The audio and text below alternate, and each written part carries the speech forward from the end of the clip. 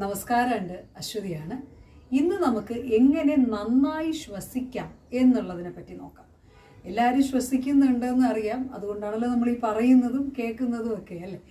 അപ്പോൾ അതിൽ തന്നെ നന്നായിട്ട് എങ്ങനെ ശ്വസിക്കാം എന്നുള്ളതിനെ പറ്റി നോക്കാം. ശ്വാസം വളരെ പ്രധാനമാണ്. 2 മിനിറ്റ് 3 മിനിറ്റ് അതിൽ കൂടുതലില്ലെങ്കിൽ ശ്വാസം ഇല്ലെങ്കിൽ നമ്മളില്ല. ശ്വാസം നമ്മുടെ ബാറ്ററി ആണെന്നാണ് പറയുക. അതായത് നന്നായി ശ്വസിക്കാൻ പറ്റിയില്ലെങ്കിൽ തന്നെ നമ്മൾ ക്ഷീണിച്ചു പോകും, ലോ ആയിപ്പോകും നമ്മുടെ എനർജി. ശ്വാസവും മനസ്സും തമ്മിൽ വളരെയധികം ബന്ധമുണ്ട്. മനസ്സ് റിലാക്സ് ആക്കാൻ ശ്വാസം എങ്ങനെ ഉപയോഗിക്കണം എന്ന് നമ്മളൊരു മുമ്പ് പറഞ്ഞിട്ടുണ്ടായിരുന്നു ഒരു വീഡിയോയിൽ. അപ്പം ഇന്ന് നമ്മൾ നോക്കുന്നത് നല്ലപോലെ ബ്രീത്ത് ചെയ്യുന്നത് എങ്ങനെ എന്നുള്ളതാണ് നമുക്ക് നോക്കാൻ പോകുന്നത്. അപ്പം ബ്രീത്ത് ചെയ്യാന്ന് പറയുമ്പോൾ നമ്മളിങ്ങനെ വളഞ്ഞു കുത്തിയിരുന്ന് ചെയ്യുന്നതിൽ അർത്ഥമില്ല. കാരണം നമ്മുടെ ലങ്സ് ഇവിടെയാണ്. അപ്പോൾ ഇങ്ങനെ ചുരുക്കി വെക്കാതെ കഴിവതും നിവാർന്നിരിക്കാം. നിവർന്നിരുന്നാണ് നമ്മൾ ബ്രീത്ത് ചെയ്യുക. എപ്പോഴും നമ്മൾ യോഗ ചെയ്യുമ്പോൾ നിവർന്നിരിക്കാൻ പറയും. ബുദ്ധിമുട്ടുണ്ടെങ്കിൽ ചാരുക. എവിടെയെങ്കിലും ഇപ്പം നടു നിവർന്നിരിക്കാൻ, ബാക്ക് പെയിൻ ഉണ്ടെങ്കിൽ നടു നിവർന്നിരിക്കാൻ പാടായിരിക്കും. ചിലപ്പോൾ ചമ്മണം കൂട്ടി ഇരിക്കാൻ പറ്റില്ല. അങ്ങനെയാണെങ്കിൽ കസേരയിൽ ഇരുന്നും ചെയ്യാം. ഇതുപോലെ നമ്മളൊരു ചാരിയിട്ടോ അല്ലെങ്കിൽ കസേരയിൽ ഇരുന്നോ ചെയ്തു നോക്കൂ. പക്ഷെ നടു നിവർന്നിരിക്കാൻ ശ്രദ്ധിക്കുക. നടു നിവർന്നെന്ന് പറയുമ്പോൾ ഇപ്പോൾ നമ്മൾ ഇങ്ങനെ ഇരിക്കുന്നതിന് നടു നിവർന്നെന്ന് പറയാൻ പറ്റില്ല. പകരം ഈ ഭാഗം ലെങ്ത് ചെയ്യുക, ഇവിടെ ലെങ്ത് ചെയ്യുക. അതായത് ഒരു 45 ഡിഗ്രി വന്നിട്ട് അതങ്ങനെ മെയിൻറ്റെയിൻ ചെയ്യുക. ഷോൾഡർ ശ്രദ്ധിക്കാം, ഇങ്ങനെ സ്ലൗച്ച് ചെയ്തല്ല, പിറകെ താഴെ, താടി പാരലൽ. ഇതാണ് നമ്മൾ ഒരു സ്പൈൻ, ന്യൂട്രൽ ആയിട്ട് ലെങ്ത് ആൻഡ് സ്പൈൻ എന്ന് പറയും. അതിനർത്ഥം തിരിച്ച് ആർച്ച് ചെയ്യണം എന്നല്ല. അതായത് അങ്ങനെ ചെയ്ത് കഴിഞ്ഞാൽ നടു കഴിക്കും. അതായത് ചെസ്റ്റ് ഫോർവേഡ് ആക്കി ഇങ്ങനെ ആർച്ച് ചെയ്താലും വേദന വരും. ആ രീതിയിൽ ഇരിക്കണം എന്നല്ല, സ്ട്രെയിൻ ഒന്നും ഇല്ലാത്ത രീതിയിൽ നിവർന്നിരിക്കുക എന്നാണ് ഉദ്ദേശം. ഓക്കെ, അപ്പൊ ഇങ്ങനെ നിവർന്നിരുന്ന് വേണം നമ്മൾ ബ്രീത്തിങ് നോക്കാൻ. കാരണം ലങ്സ് ഇവിടെയാണ്. ശരി, ബ്രീത്ത് ചെയ്യുമ്പോൾ നമുക്ക് ബ്രീത്ത് ചെയ്യുന്ന സമയത്ത് നന്നായി ബ്രീത്ത് ചെയ്യാന്ന് പറയുമ്പോൾ എന്താന്ന് വെച്ചാൽ നമ്മുടെ വയറു വരെ, അബ്ഡമിനൽ ബ്രീത്തിങ് എന്ന് പറയും, ഉദരം വരെ എത്തുന്ന രീതിയിലുള്ള ശ്വാസമാണ് ഉദ്ദേശിക്കുന്നത്. അപ്പൊ അതെങ്ങനെയാണെന്ന് പറഞ്ഞു കഴിഞ്ഞാൽ നമ്മൾ ശ്വാസം എടുക്കുമ്പോൾ ശ്വാസത്തിനൊരു വഴിയുണ്ട്.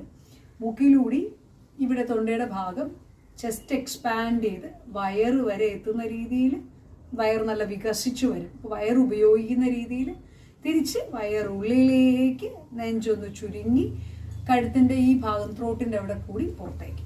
അപ്പോൾ ഈ വയർ ഇൻവോൾവ് ചെയ്യുന്നത് എങ്ങനെയാണെന്ന് പറഞ്ഞാൽ നമ്മൾ ഈ ചെസ്റ്റ് എക്സ്പാൻഡ് ചെയ്യുമ്പോൾ നമ്മുടെ ഡയഫ്രം ഉണ്ട്.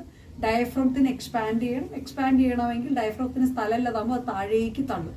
അപ്പം നമ്മുടെ അബ്ഡമൻ ഇങ്ങനെ ഗ്രോ ചെയ്ത് വരും. അതാണ് അതിൻ്റെ ഒരു സയൻസ്. ഓക്കെ, അപ്പൊ ബ്രീത്ത് ചെയ്യുന്നത് നമുക്കൊന്ന് നോക്കാം. കണ്ണടച്ച് നടു നിവാർന്ന്, കണ്ണടയ്ക്കുന്നത് ശ്രദ്ധയോടെ ചെയ്യാൻ വേണ്ടിയിട്ടാണ് കേട്ടോ. ശ്വാസം എടുക്കാം നന്നായി. മൂക്കിലൂടി തൊണ്ടയുടെ അവിടെ കൂടി ചെസ്റ്റ് എക്സ്പാൻഡ് ചെയ്ത് വയറ് വരെ എത്തുന്ന രീതിയിൽ ശ്വാസം പുറത്തേക്ക് വിടുമ്പോൾ വയറ് ഒതുക്കി ഉള്ളിലേക്ക് വലിച്ച് അങ്ങ് അകത്തേക്ക് കയറുന്ന രീതിയിൽ ചെസ്റ്റ്, ത്രോട്ട് ഔട്ട്. ഇൻഹേൽ,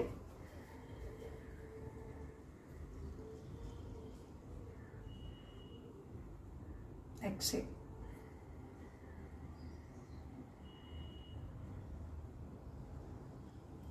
ചെയ്യുമ്പോൾ ശ്രദ്ധിക്കേണ്ട കാര്യം, ശ്വാസം എടുക്കുമ്പോൾ ഇങ്ങനെ ചെസ്റ്റ് എക്സ്പാൻഡ് ചെയ്യാനോ അല്ലെങ്കിൽ ഇങ്ങനെ ഒന്ന് വികസിച്ച് സ്ട്രെയിൻ ചെയ്ത് ഷോൾഡർ ലിഫ്റ്റ് ചെയ്ത് അങ്ങനെയൊന്നും കൊണ്ടുവരാണ്ട്, അതുപോലെ ശ്വാസം വിടുമ്പോൾ ഇങ്ങനെ വളയാനോ പൊതുവേ കാണാറുള്ള നമ്മൾ അതിനൊരു എഫക്റ്റ് ഇട്ടിട്ട് അല്ലെങ്കിൽ പുറമേ ഒരു എഫർട്ട് ഇട്ട് ചെയ്യുന്ന പോലെ അതിൻ്റെ ആവശ്യമില്ല.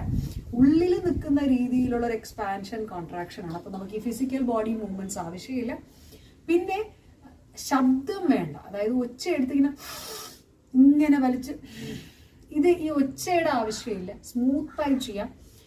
സ്ട്രെയിൻ വേണ്ട, വളരെ ഫോഴ്സ് വേണ്ട, ഇതൊന്നും വേണ്ട. കാരണം ശ്വാസം വളരെ സാവധാനം എടുത്ത് ശീലിക്കുന്നത് ശരീരത്തിന് നമ്മളെ ഒന്ന് സ്ലോ ഡൗൺ ആക്കാനായിക്കോട്ടെ, ഒന്ന് റിലാക്സ് ആയിക്കോട്ടെ, മനസ്സൊന്ന് സ്വസ്ഥമാവാനായിക്കോട്ടെ, നമ്മുടെ എക്സലേഷൻ പുറത്തേക്ക് വിടുന്ന ശ്വാസത്തിൻ്റെ ഒരു രീതി സാവധാനമാക്കിയാൽ നമ്മൾ നന്നായി റിലാക്സ് ആവാനും, നമ്മൾ ദീർഘനിശ്വാസമൊക്കെ വിടില്ലേ, ഇങ്ങനെ ചെയ്യില്ലേ, അപ്പോൾ അങ്ങനെ ചെയ്യുന്നതൊക്കെ ഇതുമായിട്ട് കണക്റ്റഡ് ആണ്. അപ്പോൾ ആ ഒരു രീതിയിൽ എക്സലേഷന് നമ്മൾ ഫോക്കസ് ചെയ്ത് ചെയ്യുകയാണെങ്കിൽ ഇത് വളരെയധികം നമുക്ക് ഒരു എനർജി പ്രൊവൈഡ് ചെയ്യാനും ഒരു കാംനെസ് പ്രൊവൈഡ് ചെയ്യാനൊക്കെ സഹായിക്കും. രാവിലെ സമയമുള്ളപ്പോൾ ചെയ്യുക. നിങ്ങൾ വെറുതെ ഇരിക്കുമ്പം ശ്വാസം എപ്പോഴും നമ്മളെ കൂടെ ഉള്ളതാണ്. ആ ഒരു സമയത്തൊക്കെ ഇതുപോലെ നല്ല നല്ല deep breath, abdominal breath practice ചെയ്തു നോക്കൂ. നമ്മുടെ വളരെ ലൈഫ് ഫാസ്റ്റ് ആവുന്ന അനുസരിച്ച് നമ്മുടെ ബ്രീത്തിങ്ങും വളരെ ഫാസ്റ്റ് ആവും. ലൈഫ് ഒന്ന് സ്ലോ ഡൗൺ ചെയ്യണം, ഒന്ന് റിലാക്സേഷൻ കൊണ്ടുവരണം എന്ന് ആഗ്രഹം ഉണ്ടെങ്കിൽ ഇതുപോലുള്ള ഡീപ്പ് ബ്രീത്തിങ് പ്രാക്ടീസ് ചെയ്ത് നോക്കാം. ബ്രീത്തിങ് നന്നായി പ്രാക്ടീസ് ചെയ്താൽ നമുക്ക് വളരെയധികം ലങ്സിൻ്റെ ഹെൽത്ത് ഇമ്പ്രൂവ് ചെയ്യാനായിക്കോട്ടെ, നമുക്ക് പാട്ടൊക്കെ പാടുമ്പം ശ്വാസം ഹോൾഡ് ചെയ്യാനും ഒക്കെയും ഉള്ളൊരു കഴിവിനൊക്കെയും ഇത് വളരെയധികം സഹായിക്കും. പക്ഷേ വിത്ത് പ്രാക്ടീസാണ് ഇമ്പ്രൂവ് ചെയ്യുക. ക്രമേണ നമുക്ക് നല്ലപോലെ എക്സലേഷൻ കൊണ്ടുപോകാനൊക്കെയും സാധിക്കും ഇങ്ങനെ പ്രാക്ടീസ് ചെയ്ത് വരുന്ന വഴി. ഓക്കെ, ശരി. അപ്പം ചെയ്തു നോക്കൂ, ഡീപ്പ് ബ്രീത്തിങ് പ്രാക്ടീസ് ചെയ്ത് നോക്കാം, അബ്ഡോമിനൽ ബ്രീത്തിങ്. നമസ്തേ.